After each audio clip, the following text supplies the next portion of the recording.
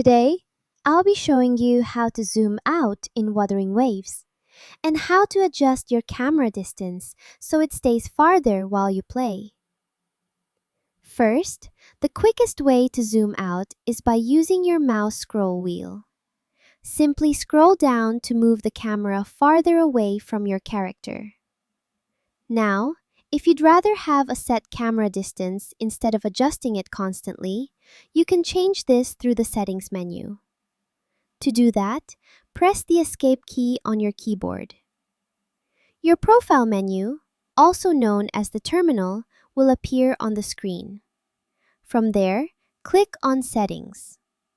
Next, look for the monitor icon, which controls display and camera options, and click on it. Here, you'll see an option for regular camera distance. Adjust the slider to your liking.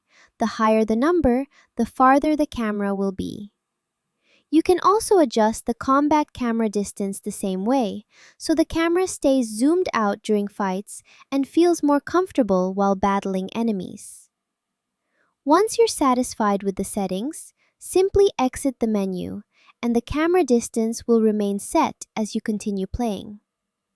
And that's how to zoom out and adjust camera distance in Wuthering Waves. Thank you for watching.